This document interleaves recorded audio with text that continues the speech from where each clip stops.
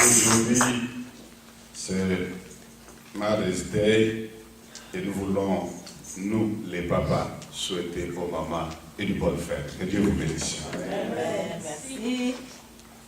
Nous sommes dans la joie d'être dans la présence du Seigneur. Nous bénissons et glorifions sa présence. Le Dieu qui a dit, là où 2 ou 3 sont rassemblés, en mon nom, j'y suis. Assemblée réunie ce matin, nous sommes là en son nom. Il n'y a rien d'autre qui justifierait notre présence en ce lieu. S'il s'agissait d'autre chose, moi personnellement, peut-être j'y serais pas. Si nous sommes là, c'est parce que c'est autour de son nom. Nous ne sommes pas venus élever un nom quelconque d'homme, un nom quelconque d'organisation, un nom quelconque qui se nommerait dans ce monde. Nous sommes venus élever, célébrer, glorifier et écouter celui qui a les paroles de la vie éternelle. Amen. Ce vers que nous viendrons toujours. Et ce matin, Dieu met sur mon cœur, sur mon esprit, une parole qui devra nous faire du bien. Amen. En fait, nous avons besoin de nous identifier davantage en lui, mais aussi de savoir ce qu'il est et ce qu'il a fait pour nous. Beaucoup de chrétiens ne sont pas parvenus à la profondeur de la compréhension de ce qu'ils ont et ce qu'ils sont en Jésus. Il me semble que certaines fois, des chrétiens prennent leur vie comme juste un cérémonial. C'est-à-dire que prier, c'est peut-être prononcer des formules ou des incantations comme le font d'autres. Et que c'est ainsi que cela amène la puissance de Dieu à l'action. Non, bien-aimés dans le Seigneur, votre prière n'est pas une incantation parce que les autres ont des formules stéréotypées, des incantations qui invoquent des esprits et les appellent à l'action. Nous, la prière est une réalité de notre communication avec notre Père, comme vous parlerez dans ce monde avec votre Père physique. Yes. La prière est un entretien, mais c'est aussi un moyen par lequel nous amenons à l'existence de choses qui nous ont été données, qui ne sont pas visibles. Par le moyen de la prière, nous ordonnons et les choses se manifestent parce que de lui, nous avons reçu le pouvoir de contrôler. Lorsqu'il a créé l'homme, il lui a dit, domine, contrôle, règne. Et en Christ, nous avons récupéré notre autorité, notre pouvoir. La vie chrétienne est une réalité au quotidien. Nous avons besoin de comprendre comment cela se fait. Nous avons besoin de réaliser ce que notre nature, notre vie. Nous avons besoin de parler de façon que ce que nous disons entraîne de bouleversements et de changements autour de nous. Nous avons besoin de parler de façon à confirmer les dires de Dieu. C'est ainsi qu'en semaine, lorsque nous parlions de l'usage des clés du royaume, nous avons compris que notre mission, c'est en toutes choses et en toutes circonstances, dire continuellement la même chose que celle que Dieu avait dite lorsqu'il nous a fait la promesse. Yes.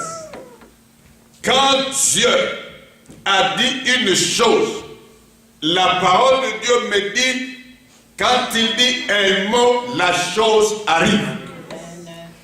Puisqu'il a déjà dit un mot, et quand moi je suis au courant du mot qu'il a dit, tout ce que j'ai à faire, c'est dire le même mot que Dieu, afin de voir ces choses se matérialiser, parce qu'elles existent déjà. Bien-aimé, lorsque Dieu parle, sa parole appelle à l'existence de choses. Yes. La Bible me dit qu'au commencement était la parole. La parole était avec Dieu, elle était Dieu. Et que toutes choses ont été créées par la parole. Et rien de ce qui existe, je voudrais insister là-dessus, rien de ce qui existe n'est sans la parole. Tout ce que vous êtes, tout ce que vous devriez être, tout ce que vous devriez devenir, tout ce que vous devriez avoir, ne peut venir que par le chemin de la parole, parce que c'est par la parole que Dieu amène à l'existence des choses qui ne sont pas. Nous avons juste besoin de savoir qu'a-t-il dit et d'apprendre en toutes choses à dire la même chose que Dieu. C'est ainsi que notre langage, notre discours ne doit pas reposer sur des hésitations, sur des inquiétudes. Nous devions avec assurance parler le parler de Dieu, dire le dire de Dieu. Ainsi a-t-il dit, si quelqu'un a une foi si petite que ce petit grain de sycomore, il dira à cette colline, ôte-toi de là, jette-toi dans la mer. S'il ne doute pas dans son cœur, il verra ce qu'il dit s'accomplir. Mais pourquoi? Parce qu'il a dit la même chose.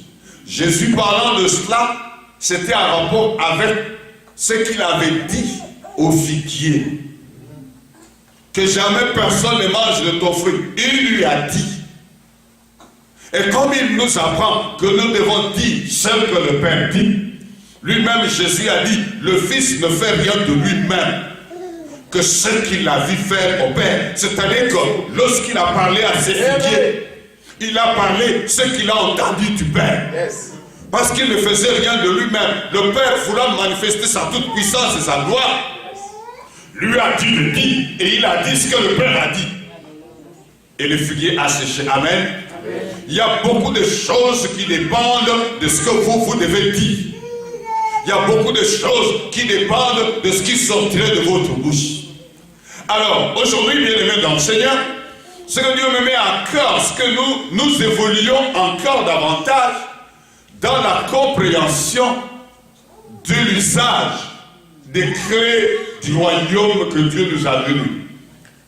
Et notre intitulé de ce matin sera Jésus, oui et amen de Dieu. Amen. Amen. Jésus, oui et amen de Dieu. Amen. C'est vrai que nous prenions la Bible dans 2 Corinthiens, le premier chapitre et le 20e verset. 2 Corinthiens 1, 20. Nous lisons. Car, pour ce qui concerne toutes les promesses de Dieu, c'est en lui que le oui. C'est pourquoi encore l'amen par lui est prononcé par nous à la gloire de Dieu. Amen. Amen. Avant d'évoluer, je voudrais expliquer le sens de Amen. Ça va bien nous aider à comprendre et vivre le message de Dieu ce matin. Quand nous disons Amen à nos prières, quand nous disons Amen en bon charismatique et pentecôtiste à une bonne déclaration, nous affirmons, nous confirmons, nous reconnaissons que cela, Amen, n'est autre chose que cela, c'est la vérité. Ainsi soit-il. Mais j'aime plus la vérité. C'est la vérité. Parce qu'ainsi soit-il est comme un souhait. Mais quand on dit Amen, on ne souhaite pas. Quand on dit Amen, on confirme que c'est la vérité. C'est comme ça. Le Seigneur Jésus, lorsqu'il disait certaines choses particulières, il disait en vérité, je vous l'ai dit, en d'autres termes, Amen, Amen, Amen, je vous le confirme. Ça signifie que là, il engage Dieu, il s'engage. Et lorsque, après une déclaration, après une parole, après un cri donné, nous disons Amen, nous disons c'est la vérité. Nous disons que c'est ainsi. Nous disons que c'est exact. Nous reconfirmons la chose qui a été dite. La parole de Dieu me dit ici que quant à ce qui concerne toutes les promesses de Dieu, vous avez bien lu dans votre Bible, il n'est pas dit ce qui concerne quelques promesses de Dieu. Il n'est pas dit certaines promesses de Dieu. Il n'est pas dit des promesses de Dieu parce qu'elles seront vagues. Il est dit car pour ce qui concerne toutes les promesses de Dieu, c'est en lui. Lui, c'est qui? C'est Jésus. Amen. Lui, c'est Jésus. En ce qui concerne toutes les promesses de Dieu, c'est en lui qu'est le oui. C'est la première partie du message qui nous est communiqué.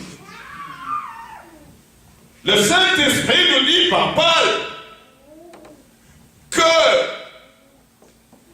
ce qui concerne toutes les promesses de Dieu, en Jésus, Dieu a dit oui.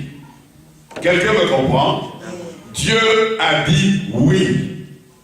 La bénédiction est-elle une promesse de Dieu? Comprends que Dieu a dit oui en Jésus. Donc celui qui entre en Jésus, il rencontre le oui de Dieu à toutes les promesses que Dieu a faites. La Bible est un livre de promesses aussi. Et lorsque vous lisez une promesse quelconque dans la parole de Dieu, considérez avec moi depuis ce matin qu'en Jésus à la croix, Dieu a déjà dit oui. Lorsque Jésus est allé à la croix, alors qu'il expirait, il rendait là. Il a crié vers le Père. Il a dit, tout est accompli.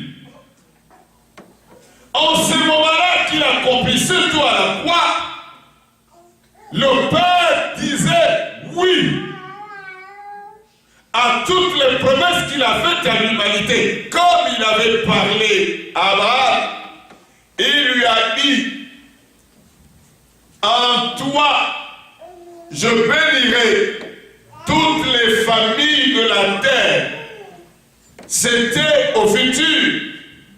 Et à la croix, lorsque Jésus expirait, cette promesse de bénédiction de toutes les familles de la terre rencontrait le oui de Dieu. Parce que Jésus avait donné son sang pour obtenir le oui de Dieu en votre faveur, pour obtenir le oui de Dieu aux promesses qui traînaient, qui attendaient, pour obtenir le oui de Dieu à votre salut, obtenir le oui de Dieu à votre délivrance, obtenir le oui de Dieu à votre sainteté, à votre pureté, à votre purification. Bien-aimés, de tout ce qui concerne les promesses de Dieu, Dieu a déjà dit oui, et je suis venu ce matin pour dire, nous n'avons plus à solliciter, nous avons à prendre parce que Dieu a déjà dit oui. Je me souviens, un jour, j'étais au début de ma foi, quand je commençais à comprendre ce qui nous appartenait. Nous étions alors étudiants sur les campus universitaires. Un de nos collègues est tombé malade, très malade. Et il n'avait pas de moyen de faire face à la situation de santé qui était la sienne. Et il est venu nous voir. Nous étions dans notre petite cellule de prière. Il a dit, j'ai un sujet de prière. Et il a sollicité que l'on prie pour sa santé. Parce que l'intervention chirurgicale qu'il avait subie demandait trop qu'il n'en avait pas. Et qu'il ne voit pas comment ça va se passer. Il a demandé la prière. Bien-aimé dans le Seigneur, celui qui dirigeait notre réunion a dit, ok, nous allons prier pour notre frère. Si c'est la volonté de Dieu qu'il le guérisse, qu'il le guérisse. En d'autres termes, si ce n'est pas la volonté de Dieu que notre frère meure, c'est ce qui était le non-dit de ce discours. Et j'ai senti dans mon esprit un refus de faire cette prière. Je suis resté calme, je n'ai pas prié. Et les amis ont prié. Après la prière, nous sommes sortis, la réunion a fini. Je prie ce frère, je lui dis, tu peux venir à ma chambre, j'ai une chose à partager avec toi. Il est venu à la chambre. Je lui ai dit, mon frère, je ne crois pas à la prière qui a été faite. Je sais que la volonté de Dieu de te guérir. Parce que les Écritures me disent qu'il s'est chargé de nos peines et de nos douleurs. Que par ce maître-ci, nous avons été guéris. Tu as été guéri. En d'autres termes, à ta guérison, Dieu a déjà dit oui. Je ne veux plus demander à Dieu quelle est ta volonté. Là où il me l'a manifesté, ayant déjà dit oui, je lui ai dit, Seigneur, si c'est ta volonté, non, ça c'est pas une prière qui demande exaucement. La prière qui demande exaucement, elle saisit ce que Dieu a donné. Je lui ai dit, nous allons annuler cette première prière à deux. La Bible dit, si deux ou trois s'accordent pour demander quelque chose à mon Père, à mon nom, je le ferai. Je dis, moi et toi, nous sommes à deux. Nous allons nous accorder. Il est dit, s'accorde sur la terre. Moi et toi, nous sommes sur la terre. Nous allons nous accorder. Nous allons demander ta guérison à Dieu. Parce qu'il a déjà dit oui. Amen. Amen. Je priais avec ce frère. Je dis, ça c'est ton secret à toi et à moi. Les autres qui se contentent de leur prière. Mais nous, nous savons que cette prière est crédible, nous l'avons annulée. Nous avons prié, nous sommes partis. Je vous informe, nous étions encore très jeunes aux études. Jusqu'aujourd'hui, ce frère n'a jamais subi cette intervention chirurgicale. Parce que le Dieu qui avait déjà dit oui, a confirmé son oui dans son corps. Bien-aimés dans le Seigneur, nous n'avons pas besoin de demander à Dieu quelle est sa volonté en matière de choses pour lesquelles elle a déjà été définie. La parole de Dieu nous révèle la volonté de Dieu. Et 1 Jean dit, nous avons auprès de lui cette assurance que si nous demandons une chose quelconque, selon sa volonté, il nous écoute. Et si nous savons qu'il nous écoute, nous savons que nous savons la chose quelconque que nous avons demandé. Ce qui compte, c'est comprendre que la volonté de Dieu. Et ici, la volonté de Dieu est renfermée dans les promesses dont il est question. Quant à ce qui concerne toutes les promesses de Dieu, c'est en Jésus que Dieu a déjà signé le oui. Tout ce qu'il vous faut, c'est être en Jésus. En Jésus, la signature d'approbation a déjà été donnée. Il ne reste que de votre côté d'apposer votre signature afin de toucher la chose qui vous a été donnée. Quand vous allez pour toucher un chèque bancaire qui a été signé par un autre, on vérifie la conformité de la signature et après on vous dit, est-ce que vous pouvez signer ici? Tout ce qui reste, c'est votre signature. Si vous dites non, je ne voudrais pas signer, je veux que vous appeliez le monsieur qui dit si c'est sa volonté que je signe. On dit, mais écoutez, monsieur, madame, vous n'avez pas besoin de l'argent.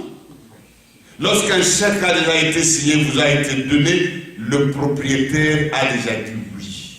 Il ne vous reste que, si le document qu'on va vous présenter, à apposer votre signature pour prouver que vous avez pris. Vous acceptez de prendre. Bien-aimé dans le Seigneur, je suis venu dire à quelqu'un ce matin, dans le nom de Jésus, que le oui ayant été dit, il ne vous reste qu'à rentrer en jouissance des choses promises par Dieu. Car en tout ce qui concerne toutes les promesses, et si j'ai insisté sur ces termes, toutes les promesses définitives, c'est parce que ça englobe toutes les promesses. Toutes les promesses, il faudrait dire toutes les promesses. Cela vous dit, tout a été englobé. Il n'y a aucune promesse qui a été mise de côté. Il n'y a aucune promesse qui n'a été que pour les Américains. Il n'y a pas une seule promesse qui n'a été que pour les Africains. Pour toutes les promesses de Dieu. Il y a des gens qui sont allés en avance, qui ont compris que Dieu a dit oui à toutes les promesses.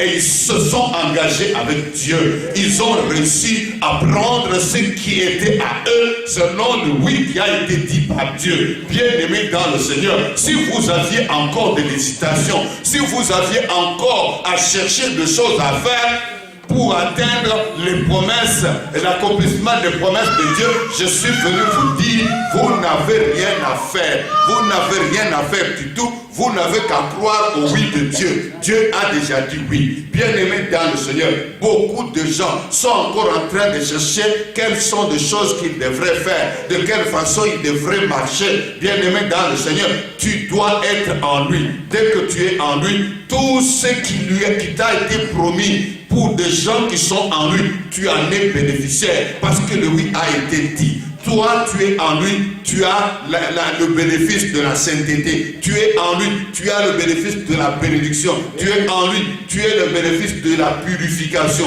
Tu es en lui, tu as le bénéfice de la manifestation de sa puissance. Tu es en lui, tu as le bénéfice de sa présence. Tu es en lui, tu as le bénéfice de l'accomplissement de sa parole. Car pour ce qui concerne toutes les promesses de Dieu, c'est en lui qu'est le oui. Bien-aimé, en Jésus est le oui à tout ce qui te concerne. Beaucoup de gens marchent fatigués, beaucoup de gens marchent inquiets, beaucoup de gens marchent sans espoir parce qu'ils ne savent pas que le oui a déjà été dit. Nous sommes des héritiers qui s'ignorent, des gens qui ont l'héritage mais qui vivent comme les non-héritiers, comme il est dit dans les Écritures. Oh, il dit l'Ecclésiaste qu'il a trouvé sur la terre des riches marchant à pied et des pauvres, des esclaves sur les chevaux. À l'époque, les chevaux c'était leur moyen de transport. Les riches étaient à pied parce qu'ils ne savaient pas qu'ils étaient riches. Les esclaves s'étaient emparés de ce qui était à eux. Bien-aimés dans le Seigneur, c'est à nous que revient la vie puissante de Dieu. Et lorsque la vie de Dieu est matérialisée, lorsque la vie de Dieu est vécue, elle est différente de toutes sortes de vies. Nous avons besoin d'expérimenter la gloire, d'expérimenter la puissance de Dieu, parce que nous sommes les ayants droit. Le Seigneur Jésus a dit à cette femme syrophénicienne qui cherchait la délivrance et la guérison de son enfant, il lui a dit, je ne peux pas prendre le pain des enfants et donner aux petits chats. Vous comprenez cela? Les enfants ignorent qu'ils ont de pain. Et la femme a mangé sa foi en disant, mais les petits chats peuvent vivre, peuvent manger les miettes qui tombent de la table. J'ai toujours voulu dire aux gens, je ne suis pas le petit chat pour manger les miettes. Bien aimé dans le Seigneur, je mange le pain entier et complet à la table. La bénédiction de Dieu, la grâce de Dieu, la faveur de Dieu, le salut de Dieu, tout ce dont Dieu a déclaré m'avoir donné m'appartient. Je vais la part du lion, je vais le gros morceau parce que je suis enfant de la maison. Et dans cette parabole du fils prodigue, on montre que cet enfant, malgré sa prodigalité, cet enfant, il a reconnu qu'il avait des choses dans la maison. Il a dit à son père, donne-moi ma part. La faute de cet enfant, c'est l'usage fait de cette part. Mais il avait un avantage de savoir que dans la maison, il avait une part. Il a dit, donne-moi ma part. Et le père n'a pas contesté. Il a reconnu que ce fils avait une part. Il lui a donné sa part. Et le fils est allé dilapider, il est devenu misérable. Il a eu la bonne pensée de décider de revenir. Parce que c'est ce qu'il faut faire. Il faut revenir. Mais le fils aîné qui était toujours dans la maison, il vivait comme un serviteur. Peut-être que le serviteur était encore mieux dans cette maison que lui. Il dit à son père, ton fils que voici, qui a dilapidé tout ton argent, il revient, tu organises une fête, mais moi je suis avec toi, je te sers comme un serviteur. Le papa était étonné ce jour-là. Le papa ne savait pas que ce fils le servait comme un serviteur. Le papa pensait que ce fils le servait comme fils, c'est-à-dire il travaillait sur ses propres biens, il gérait son propre patrimoine. Mais le fils va faire la révélation à son père ce jour-là. Et il lui dit, je te sers comme un serviteur. Rien d'étonnant que quand il est revenu, il a entendu la fête à la maison. Il n'est pas allé s'informer directement comme un fils de la maison pour aller dire qu'est-ce qu'il y a, il y a du bruit ici. Quel est le problème? Non, il s'est tenu à distance là où demander à un serviteur qu'est-ce qui se passe à la maison. Vous voyez, le fils irresponsable, il n'a pas le pouvoir d'aller tout droit au but, d'aller directement à ses parents et parler avec eux. De demander ce qui lui revient de droit parce qu'il a le droit dans cette maison-là. Il a une part dans cette maison-là. Son père va lui apporter une révélation, je suis sûr qu'il aura, pour laquelle il a eu du regret pour le reste du temps. Il lui a dit, mais ton frère que voici était perdu, il était mort, mais voilà, il est revenu. Mais toi, tu es avec moi, ce que je fais un jour pour ton frère. Toi, tu l'as tous les jours. Et tu ne l'as jamais pris. Mais tu es toujours avec moi. Ce qui est à moi est à toi. Voilà la révélation que cet enfant venait d'avoir. Ce qui est à moi est à toi. Ah, il pouvait se dire, mon Dieu, ce qui est à cet homme est à moi. Donc toutes ces choses m'appartiennent. Mon Dieu, mais comment ne l'ai-je pas pu le savoir depuis tout ce temps? Ce qui est ici est à moi. Mais cet homme a vécu se privant de choses, ayant peur de toucher à quoi que ce soit, parce qu'il considérait que ça appartenait qu'au Père, c'était par lui. Et le Père lui a dit, ce qui est à moi est à toi. Quand est-ce que tu as demandé ton petit chevreau? Tu l'as pris, même pas demandé, tu as pris et je t'ai résisté. Bien aimé dans le Seigneur, il y a des choses qui sont à nous. Et beaucoup de gens tombent dans l'envie, dans la jalousie, dans la haine de ceux qui ont pu obtenir parce qu'ils ont pris conscience de ce qui est en eux, de ce qui est à eux, et ils les critiquent, ils le considèrent des orgueils de ceci. Bien aimé d'enseigner, quelque part quelqu'un m'a dit, vous autres, les pentecôtistes, vous êtes des orgueillés, vous avez l'orgueil spirituel. Je dis, comment tu trouves cela? Oh, vous voulez trop parler de la puissance, vous voulez trop parler de ceci, de cela, il faut être humble. Je dis non, être ce qu'on est, on l'est. C'est pas de l'orgueil. On a demandé à Jésus, et tu, le roi, Jésus n'a pas été humble. Il n'a pas dit, non, je suis qu'un petit juif qui est venu avec une mission sur la terre. Il a dit qu'il était né roi. il a confirmé que sa royauté n'était pas de ce monde. Elle n'était pas filiation céleste. Bien aimé dans le Seigneur, être ce qu'on est ne signifie pas être orgueilleux. Se reconnaître ce qu'on est et ce qu'on a. Nous avons un Dieu grand, créateur du ciel et de la terre. C'est lui notre Père. Nous sommes des citoyens du ciel. Ce n'est pas de l'orgueil. Nous sommes la vérité de nous-mêmes. Quelqu'un me critique quelque part. Il est allé dire, ben, écoute, cet homme, il est orgueilleux. Chaque fois qu'il prêche, je dis, quand j'étais à l'université, je dis, non, c'est pas de l'orgueil. L'université, j'y ai été. Si vous n'avez pas pu y être, ce n'est pas mon problème. Mais la vérité, c'est que j'y ai été. Et vivre des choses comme chrétien à l'université, je les ai vécues. Si vous vous êtes converti après l'université, ce n'est pas mon problème. Mais à l'université, j'ai été chrétien, j'ai expérimenté la vie de Dieu à l'université. C'est un témoignage que je donne. Ce n'est pas de l'orgueil. C'est juste pour manifester les choses que Dieu fait. Il peut le faire à un plus jeune, il peut le faire à un plus grand. Il n'y a pas d'orgueil en cela. Amen. Bien-aimé dans le Seigneur, je suis venu dire à quelqu'un que les choses auxquelles Dieu a déjà dit oui, vous n'avez pas de dire à peu près, vous n'avez pas besoin de dire non, vous n'avez pas besoin de chercher à savoir ce qu'il a dit. Ce dont vous avez besoin, c'est de prendre ce qui est à vous, c'est en quoi Dieu a déjà dit oui. Il dit, car pour ce qui concerne toutes les promesses de Dieu, elles sont tellement nombreuses que je n'en connais pas toutes.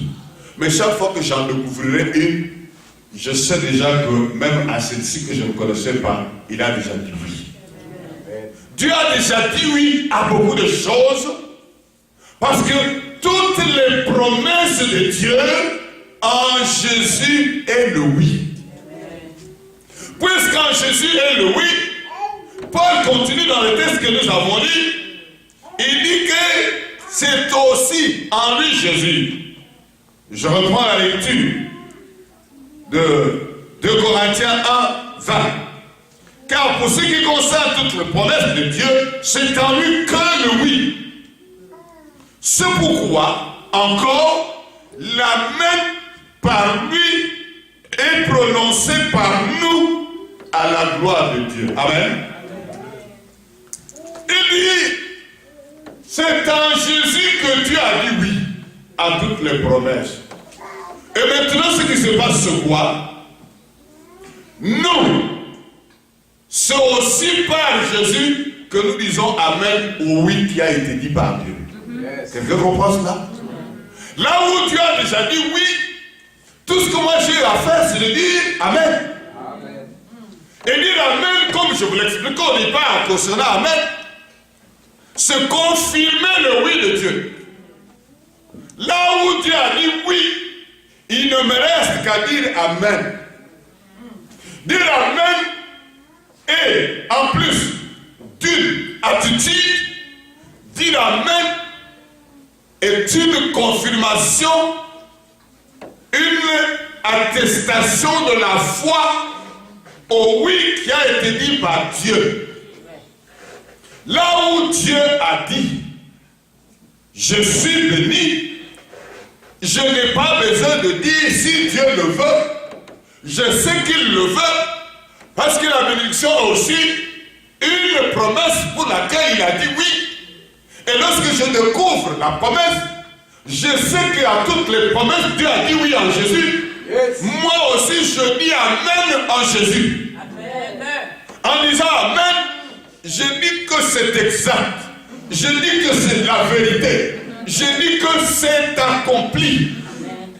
Lorsque je découvre que j'ai la promesse de la guérison, ce que je dois faire, c'est dire Amen en Jésus à la promesse de la guérison. Amen n'est pas juste une simple formule qui termine notre prière. L'amen est une manifestation de la foi. L'amen est une confirmation. L'amen est un acte de possession. Yes. C'est-à-dire que je possède la chose pour laquelle Dieu a dit oui. Si Dieu qui est grand a dit oui, qui suis-je moi pour dire autre chose que ce que Dieu a dit? Je confirme, je reconnais que j'ai la chose pour laquelle Dieu a dit oui. C'est ainsi que Jean aurait dit, nous avons auprès de lui cette assurance, je l'ai rejeté tout à l'heure, que si nous demandons quelque chose en son nom, selon sa volonté, il nous écoute. Et si nous savons qu'il nous écoute, nous savons que nous avons la chose, nous possédons la chose. J'ai besoin de comprendre que des choses auxquelles Dieu a déjà dit oui, moi je n'ai pas un autre langage à ce sujet, je dois plutôt confirmer le oui de Dieu. Je dois dire Amen. Je dois reconnaître que oui Seigneur, j'ai ce que tu as dit que j'ai. Oui Seigneur, je dis Amen, que je possède ce que tu as dit que je possède. Je confirme que je suis ce que toi Dieu tu as dit que je suis. Je confirme que je peux faire ce que toi Dieu tu confirmes que je peux faire. Bien-aimé dans le Seigneur, à tout ce à quoi Dieu a dit oui, ce qui reste chez moi, c'est l'amen qui doit venir comme réaction, comme réponse. Amen n'est pas simplement une simple parole que je prononce. Amen signifie j'accepte. J'accepte cela parce que Dieu l'a dit. J'accepte cela. Et il est dit sans la foi, il est impossible de lui être agréable. Et la façon de lui être agréable, c'est de confirmer son acceptation, sa foi dans ce qu'il a dit. Et lorsque je dis Amen, j'accepte la chose, j'ai la chose. Et cela change mon mental, cela change mon langage, cela change ma façon de faire. Bien-aimé dans le Seigneur, quoi qu'il arrive, même si les réalités en présence sont tout à fait opposées, le contraire, je n'ai que faire de réalité. Moi je crois à la vérité. La vérité c'est le oui que Dieu a déjà dit. Puisque Dieu a déjà dit oui, je ne m'occupe pas de l'allure du ciel, je ne m'occupe pas de l'attitude des gens, je ne m'occupe pas des circonstances autour de moi, qu'elles soient favorables ou pas. Moi je dis Amen parce que Dieu a déjà dit oui. Bien-aimé dans le Seigneur, la chose à laquelle Dieu a dit oui, elle mérite la main de notre côté. Bien-aimé dans le Seigneur, en toutes les promesses de Dieu, Dieu ayant déjà dit oui, nous sur la terre, nous devons dire Amen. Nous n'avons pas un autre discours, nous n'avons pas une autre attitude. Amen, ici c'est aussi un état d'âme. Amen, ici c'est une attitude intérieure. Amen, ici c'est une façon de voir et de faire les choses. Amen, ici c'est le respect au oui de Dieu. Puisque le Dieu créateur, le Dieu grand a dit oui, je dois honorer le oui de Dieu. Je dois me comporter de manière qui honore le oui de Dieu. Je dois agir de façon à honorer le oui de Dieu. Je dois faire les choses de façon à manifester que Dieu est Dieu et que ce qu'il dit, il l'accomplit. Oh bien-aimé dans le Seigneur, je n'ai même pas une seule minute, une seule seconde à discuter, à philosopher sur le oui de Dieu. Je n'ai pas besoin de chercher à comprendre que les circonstances ne sont pas concordes. Je veux dire simplement Amen. Parce que Dieu qui a dit oui, il sait comment il va gérer les circonstances. Il sait comment il va s'y prendre. Bien aimé, ce n'est pas à moi d'étudier et de comprendre comment cela se verra. Marie a posé la question. C'est à quoi Dieu avait déjà dit oui. Dieu avait déjà dit oui depuis longtemps parce que la prophétie avait parlé de cela. Une vierge deviendra enceinte. Et voici, c'était la parole de Dieu. C'était le oui de Dieu. Bien aimé, la parole de Dieu est le son oui. Lorsque Dieu a dit une chose, c'est déjà son oui qui est là-dedans. Et lorsque la chose a été annoncée à Marie, Marie a dit comment cela se fera-t-il? Là c'était une réaction d'homme normal. Comment cela se fera-t-il? C'était possible. Comment cela se fera-t-il? Bien aimé, les choses que Dieu fait, ce sont des choses qui ne passent pas par la façon de faire des hommes. Marie voulait comprendre le mécanisme, mais lorsqu'elle a compris la vérité par la réponse de l'ange, qui lui a dit ceci va dépendre de celui qui a dit le oui. Celui qui a dit le oui, il va te faire couvrir de sa puissance. Et cet enfant qui viendra de toi sera appelé le fils du Très-Haut. Bien-aimé dans le Seigneur. Lorsque Marie a compris cela, Marie a dit Amen au oui de Dieu. Elle a dit je suis la servante de l'Éternel, qu'il me soit fait selon ta parole. Selon ta parole, selon ton oui, selon le oui que tu as dit, selon la déclaration que tu as faite.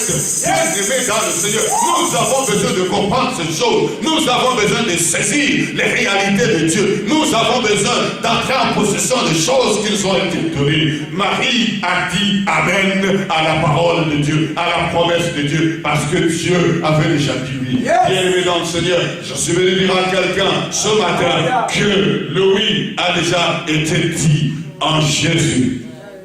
Tout ce qui te reste, c'est de dire Amen. Tu as été béni, Dieu a dit oui. Et sur la terre, tu fais quoi? Tu dis Amen. Il dit, tu as été guéri. Sur la terre, tu dis quoi? Tu dis Amen. Il dit, tu croîtras, tu réussiras. Toi, tu dis Amen. Il dit, tu réussiras, tu dis Amen. Tu prospéreras, tu dis Amen. Il dit, tu as, tu dis Amen. Il dit, tu es, tu dis Amen. Et tu marches dans l'attitude d'Amen, dans l'attitude de reconnaissance que tu es ce qu'il a dit que tu es. Et celui qui dit Amen change sa façon de parler. Il ne parle plus impossibilité. Il ne parle plus de difficulté. Même si réellement c'est difficile pour lui. C'est difficile pour lui, mais pas pour Dieu. Et c'était là le problème. Des espions que Moïse avait envoyés. Des espions ont vu des géants. Oui, ils étaient géants pour eux, mais ils n'étaient pas géants pour Dieu. Mais Caleb et Josué, qui ont vu les géants d'une autre façon, les ont regardés avec le regard qui a vu le géant Dieu. Bien aimé, tout dépend de qui tu as vu avant. Si tu as d'avance vu le géant Dieu, quand tu regardes aux petits géants, ils seront rien pour toi. Bien aimé dans le Seigneur, celui qui a déjà vu de grandes choses, quand tu le vois, les prétendues grandes choses qui ne sont pas de cette dimension, il dit non, ça c'est pas comme des choses que j'ai vues. Et c'est ainsi que tout dépend de l'œil que tu as eu avant, de la vision que tu as eu avant. Tu as la vision de Dieu, rien ne sera étonnant de ta part. Parce que tu as la vision de Dieu, parce que tu vois comme Dieu voit, tu comprends comme Dieu comprend, tu sais de quoi Dieu est capable, tu sais qu'est-ce que Dieu peut faire. Ton langage est conforme à ce que tu crois dans ton cœur. Il est dit dans Romains 10, si tu crois dans ton cœur, et que tu confesses de ta bouche, vous comprenez cela? Il y a une relation entre ce que le cœur croit et ce que la bouche parle. Il est impossible que du cœur on croit une chose et de la bouche on en parle une autre. Et c'est souvent là l'erreur que nous commettons. Mais pourquoi cela? Parce que nous regardons aux choses visibles. Paul dit, nous marchons en regardant non aux choses visibles, mais aux choses invisibles. Car les choses visibles sont passagères. Vous comprenez cela? Les choses visibles sont passagères. La réalité visible d'aujourd'hui, il dit lorsqu'il s'adresse aux Romains, Paul, que ce qui est visible là, ce qui est étonnant là, disparaîtra. Parce que derrière, nous attendons des choses glorieuses et éternelles. Bien-aimés dans le Seigneur, les réalités visibles sont conditionnelles. Elles dépendent de circonstances et de temps. Mais ce que vous attendez, c'est à quoi Dieu a dit oui, n'est pas conditionnel. Ne dépend pas des circonstances ni des temps. Parce que déjà, celui qui a dit oui, la Bible l'appelle le maître de temps et de circonstances. Quand les temps sont opposés, lui il est maître de temps. Il soumettra les temps et les temps changeront en votre faveur.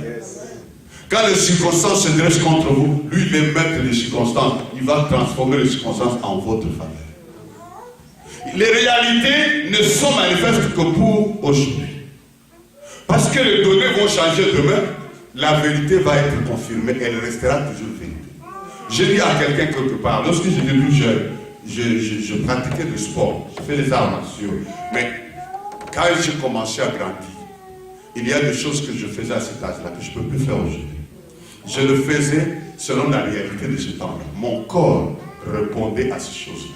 Mais aujourd'hui, la réalité n'étant plus la même, j'ai vu une autre vérité. Vous voyez ce que ça signifie la réalité? La réalité, elle est changeante. La réalité, elle est soumise aux modifications et aux transformations. Mais la vérité ne sera jamais modifiée. La vérité ne passera jamais. La vérité, c'est ce que Dieu dit. Si Dieu a dit oui, quel que soit le temps, la vérité reste la même. Bien-aimés dans le Seigneur, la réalité est trompeuse.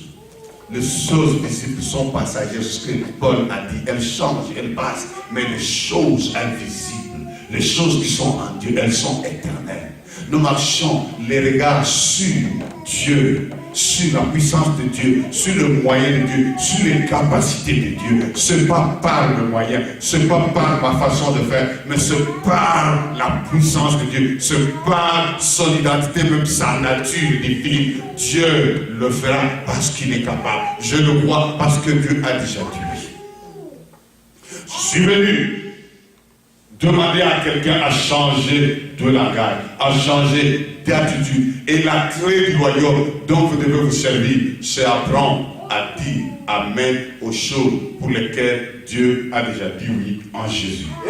En Jésus est le oui de Dieu. Et c'est ainsi que Colossiens dit, vous avez tout pleinement, vous comprenez cela, vous avez tout pleinement en lui qui est le chef de toute domination, de toute autorité. Vous avez tout pleinement, parce que Dieu a déjà dit oui, tout vous appartient pleinement en lui. Tout ce qu'il vous convient, c'est rentrer en lui. Bien aimé dans le Seigneur, lisez les épîtres de Paul, vous allez vous rendre compte combien de fois il utilise cette expression en Christ. En Christ. En lui, en Christ, en lui. Bien aimé, vous êtes deux types d'individus.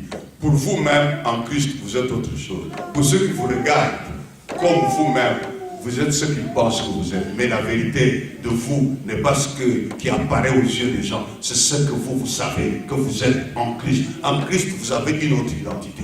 En Christ, vous êtes une autre femme. Vous êtes un autre homme. Vous n'êtes pas celui que le monde voit. Bien aimé, laissez le monde avec sa vision. Ne vous dérangez pas pour ce que le monde est en train de voir, pour l'identité que le monde vous donne, pour la qualification que vous donne. Cela n'affecte pas votre vie. Vous êtes une autre personne. Dieu a dit à Jérémie, avant que j'étais connu dans le société, que j'étais formé par ma main, dans le champ de la mer, je te connaissais. Donc, je te connaissais comme je t'ai toujours connu. Ce que le monde a dit que tu es, ne regarde que le monde. Mais moi, je te connais tel que je t'ai toujours connu. Je suis venu dire à quelqu'un, tu as une identité que Dieu connaît. Et à cette identité, Dieu a déjà dit oui aux choses qui t'ont été destinées, aux choses qui ont été planifiées pour que tu les expérimentes. Mais si tu as vécu le contraire, ou tu considères le contraire, c'est parce que tu n'as pas cru à ce que Dieu a dit. Au oui qu'il a déjà prononcé. Tu n'as pas dit Amen à cela. Tu ne t'es pas comporté en conséquence aux choses que Dieu t'a déjà données. Tu as besoin de comprendre que là où Dieu a dit oui, il te reste qu'à dire Amen. Amen. Amen. Lorsque je me confirme moi-même en disant Amen, je voudrais vous dire que j'y crois. Je crois qu'il peut le faire pour vous. Je crois qu'il peut changer votre vie. Je crois que vous n'êtes pas la personne que vous semblez être. Vous êtes plus par rapport à la vision que Dieu a sur vous. Bien-aimé dans le Seigneur, il y a des années, je n'étais pas la personne que je suis aujourd'hui. Je ne parlais pas comme je parle aujourd'hui. Je ne veux pas discuter parce que je fais aujourd'hui.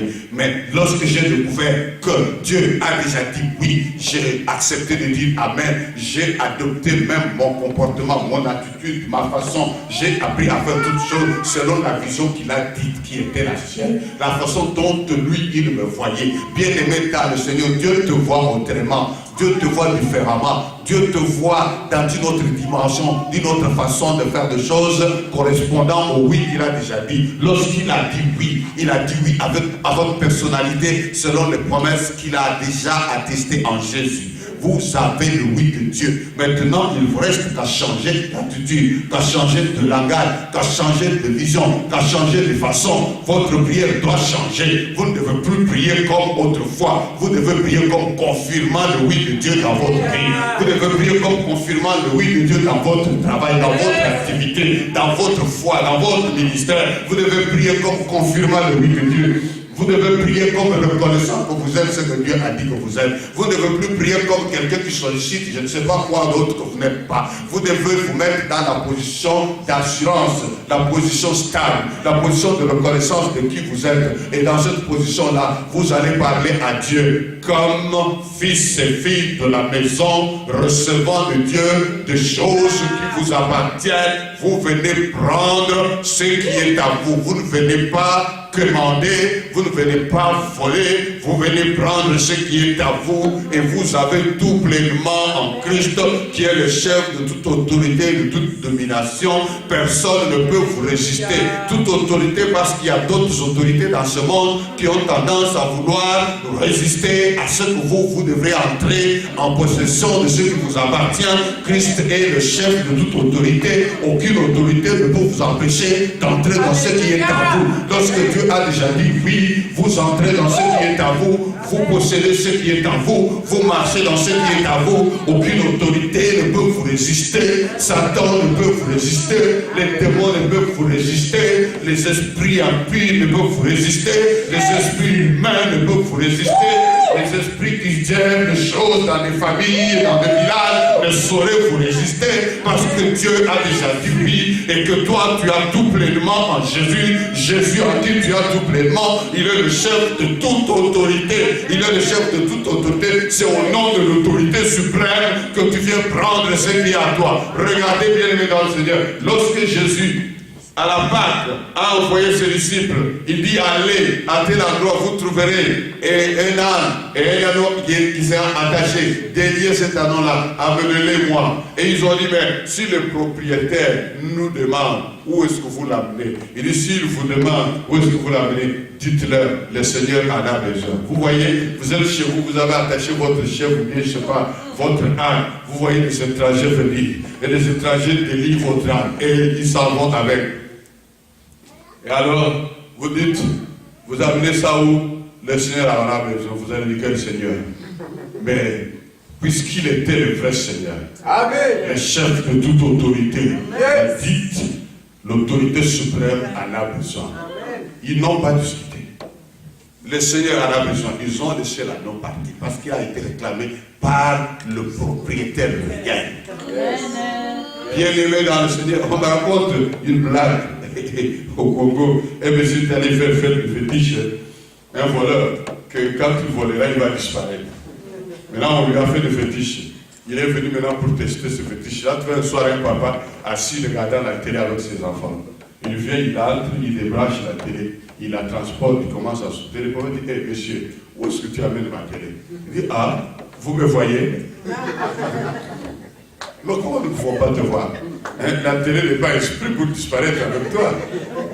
Vous me voyez? Non, ça se passe de cette façon-là. Quand l'autorité suprême demande une chose, il ne la prend pas en fraude. Il ne la prend pas en disparaissant. Il la prend comme autorité suprême. Bien aimé, il y a des choses sur lesquelles vous avez autorité, vous avez pouvoir. Bien aimé dans le Seigneur, Jésus avait pouvoir sur le vent, avait pouvoir sur les tempêtes, avait pouvoir sur tout. Il a démontré, il a prouvé qu'il est l'autorité suprême. Un jour, nous venions avec des frères, nous sommes allés évangéliser. Nous venions, il y a un tourbillon qui a surgi. Nous étions sur une route. Le tourbillon, il venait devant nous. Il a surgi un tourbillon très fort. Nous n'avions pas de champ. On n'avait pas où aller. Et j'ai senti que c'était le moment de voir Jésus à l'œuvre. Je regardais le tourbillon dans le champ. Je lui ai dit, au nom de Jésus, passe outre. Et pendant que je faisais mon doigt de cette façon, le tourbillon suivait le doigt. Le tourbillon nous contournait. Le tourbillon allait derrière. Et derrière nous, c'était les dégâts. Il arrachait des pailles. Il faisait des dégâts. Il a emporté tout ce qui pouvait être. Et nous sommes restés authentiques. Nous étions là. Nous avons vécu que nous avions tout pleinement en lui, qui est le chef de toute autorité. Bien aimé dans le Seigneur, il est le chef de toute autorité. L'autorité sur la maladie, l'autorité sur la mort, l'autorité sur les puissances des ténèbres, l'autorité sur toute résistance, l'autorité sur toute opposition. Il a déjà dit oui à cela. Il a dit à ses disciples, voici je vous ai donné le pouvoir de marcher sur les serpents et les scorpions et sur toute la puissance du diable. Et rien ne pourra vous nuire. Bien aimé, je ne crois que rien ne pourra vous nuire. Rien ne pourra me nuire, rien ne pourra vous nuire. Satan ne peut rien contre vous. Le sorcier ne peut rien contre vous. Le monde des ténèbres ne peut rien contre vous. Bien-aimés dans le Seigneur, vous êtes plus que ce que vous pensez. Vous êtes au-delà de ce que vous croyez. Parce que Dieu a dit oui à votre sujet en Jésus. Il a déjà dit oui. Vous avez besoin d'apprendre à dire Amen. À dire Amen. Amen en parlant. Amen en agissant. Amen en réfléchissant vous concernant vous-même. Amen en faisant ce que vous pouvez faire. Vous avez besoin d'avoir une attitude différente, un comportement différent, une vision différente, une façon différente de faire les choses. Parce que vous n'êtes pas n'importe quoi. Vous êtes des filles et fils de Dieu. Vous avez le pouvoir que Dieu vous a donné. Vous avez le pouvoir d'enfant de Dieu. Vous avez le règne de Dieu avec vous, le royaume de Dieu avec vous. Et en tant que membre du royaume, vous devez marcher de façon à dire Amen. Amen à tout. Amen à toute situation, à toute circonstance, à toute opposition. Parce que vous dépendez de celui qui a contrôle sur tout. Vous appartenez à celui qui a contrôle sur tout. Vous êtes en celui qui a contrôle sur tout. Puisque vous êtes en lui, vous avez besoin de dire Amen. Dieu a déjà dit oui. N'oubliez pas cela. Il a déjà dit oui à votre bénédiction. Il a déjà dit oui à votre élévation. Il a déjà dit oui à votre prospérité. Il a déjà dit oui à votre guérison, à votre délivrance, à votre salut, à votre sanctification. Il a déjà dit oui. Tout ce qui vous reste, c'est de vous regarder comme étant ceux dont il a dit oui. Ainsi, vous comprendrez que marcher par la foi, c'est changer d'attitude, c'est changer de regard. Et Paul dit aux Romains, regardez-vous comme mort. C'est-à-dire, c'est ça votre réalité. Ne vous regardez plus d'une autre façon. Regardez-vous comme riche de pauvre que vous étiez. Regardez-vous comme béni de non béni que vous étiez, de maudits que vous étiez. Regardez-vous comme élevé en dignité avec Christ de la bassesse où vous étiez, de la poussière où vous étiez. Bien-aimé dans le Seigneur, votre vie a changé d'orientation.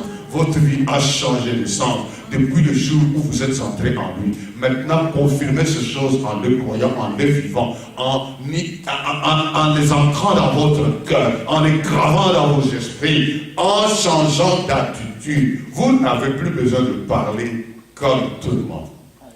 Parce que vous avez cessé d'être tout le monde. Vous n'êtes pas tout le monde. Vous n'êtes pas madame et monsieur tout le monde. Vous êtes une personne précise, ayant la dignité de Christ. Et là où il a dit oui, vous vous dites Amen. Amen. Amen. Bien-aimés, que le Seigneur vous bénisse. Je voudrais que nous puissions avoir un moment pour nous tenir debout. Dites merci au Seigneur, mais surtout avoir l'occasion de dire Amen aux promesses de Dieu dans leur accomplissement et réalisation dans notre vie. Que le Seigneur vous bénisse.